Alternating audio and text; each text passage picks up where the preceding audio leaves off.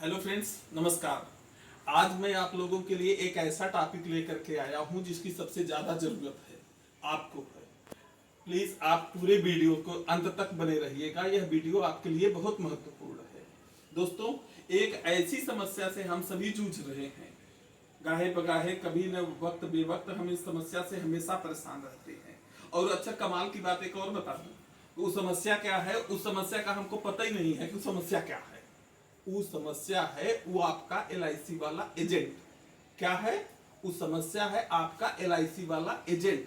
वो करता क्या है, जब भाई हम खाली बैठे हैं, हम कहीं भाई अरे फोन करने का कोई टाइम होता है, कोई समय होता है, हम बैठे हैं किसी रिश्तेदार के यहाँ पे, हम किसी ड्यूटी पे बैठे हुए हैं, उसी समय पे उसका फोन आ जाता है, भैया कहाँ पे हैं। अच्छा, एक बार काट दो तो वो मना नहीं करता, वो दूसरी बार फोन कर देगा, 2 घंटे बाद फिर कर देगा, शाम को कर देगा, जब तक कि उसको पता ना चल जाए। तो अच्छा, कमाल की बात तब हो जाती है, भला हमने क्या किया कि उसको फोन किया, फोन नहीं उठाया, अगले दिन वो घर पे आइए धमक गया, घर पे आ गया। अब बचो भैया, बचो, तुम डाल डाल तो मैं पात पात। अब क्या हुआ, वो घर पे आ गया तो भाई ने चाहता तो नहीं था, लेकिन अब आ गए हैं तो बड़ा भाई आओ भगत कराया, बैठाया, सम्मान दिया, बैठो, औपचारिकताएं, चाय पानी वगैरह भी पिलाना पड़ा, पिलाए। अच्छा, अब चेप हो गया, नहीं एक पॉलिसी ले लो।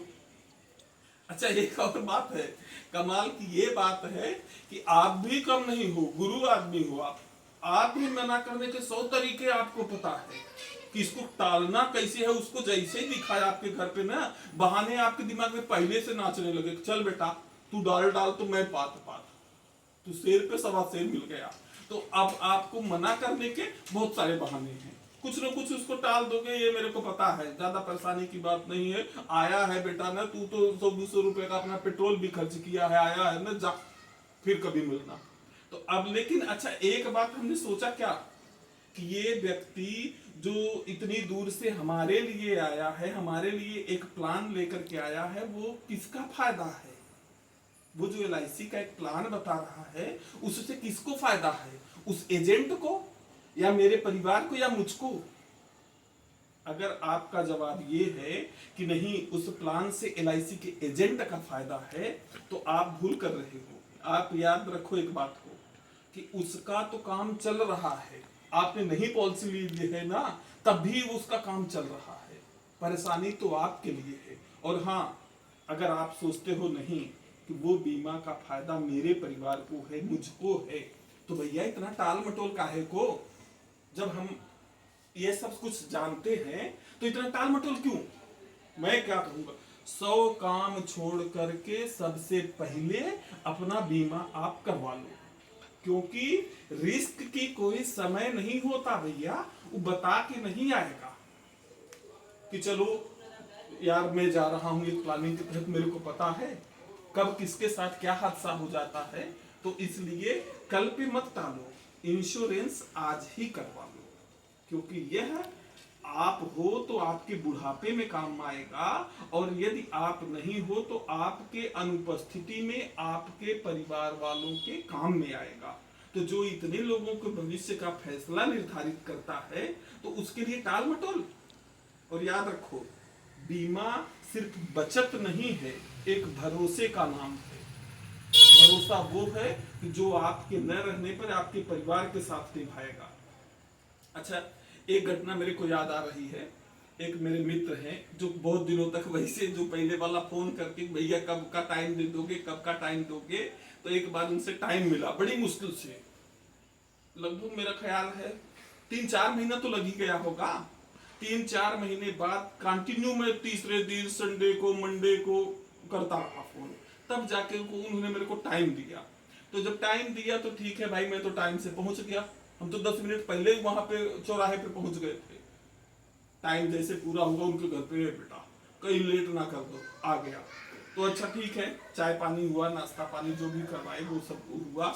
अच्छा, उनको मैंने प्लान बताया, प्लान उनको बहुत बढ़िया लगा, क्योंकि प्लान जो था बिल्कुल उनके परिवार के लिए सुटेबल प्लान था, और उनको भी बड़ा अच्छा लगा। तो अब हमने भी तो मन में तो सोच लिया था कि बेटा चलो आज तो काम हो गया, आज तुम्हारा भी काम हो गया। अब हुआ क्या, जैसे हमने कहा यार एक, अब इसके साथ रवि भाई आप चेक दीजिए, तो जैसे चेक का नाम लिया तो कहे यार पाठक जी ऐसा है कि एक बार मैं मिसेज से, वाइफ से, पत्नी, अपनी पत्नी से पूछ करके बताता हूँ। तो अब हम क्या करें, पत्नी से पूछ करके बताने का क्या है। अब आप पत्नी से जाकर के ये बोलोगे कि भैया ये पाठक जी आए हुए हैं और मैं एक इंश्योरेंस करवा रहा हूँ, इसमें क्या है कि जब मैं मर जाऊंगा तो इसका पैसा तुमको मिल जाएगा। तो क्या कहेगी पत्नी, आप बताओ। कोई ऐसी पत्नी है क्या क्यों कहेगी नहीं भैया बहुत अच्छा काम कर रहे हो पहले ले लो।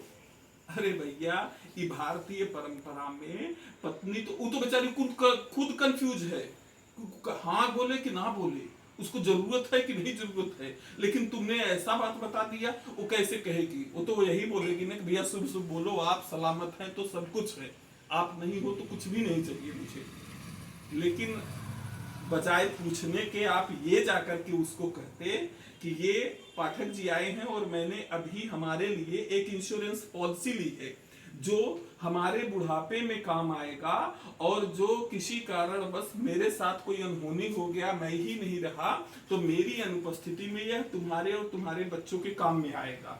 तो क्या बोलो, आप बोलो, पत्नी मना कर देगी क्या? उसको सबसे ज्यादा जरूरत है, उसको समझ में है। अच्छा हाँ पूछना है ना, तो पूछना है किसी से कि भैया बीमा करवाएं कि नहीं करवाएं, LIC जरूरी है कि नहीं जरूरी है। तो एक बार अपने पड़ोस में देखो ना, वो विधवा बहन होगी, वो आपकी कहीं भाभी होगी, कहीं माँ होगी, कहीं अड़ोस पड़ोस में कहीं आपकी निगाह में कोई ऐसे जानने वाले होंगे जो असमय मृत्यु हो गई होगी, उनके मिसेज से आप जाकर के पूछो, उनसे पूछो बहन मैं ऐसी पॉलिसी करवाना चाहता हूँ, LIC लूं या ना लूं। तो मुझे नहीं लगता कि वो कहेगी भैया आप सबसे पहले कर लो, क्योंकि आज जो कमी मैं झेल रही हूं ये आपके बच्चे ना झेलें, इसलिए आपको सबसे ज्यादा जरूरत है। एक कहावत भी है हमारे यहाँ कि जो पत्नी से करे प्यार वो LIC से कैसे करे इनकार। तो हकीकत में अगर आप भी अपने परिवार से प्यार करते हैं तो सबसे पहले इंश्योरेंस करवाएं। आज ही अपने LIC एजेंट को तुरंत फोन करें और उनसे तुरंत पॉलिसी लें। Thank you.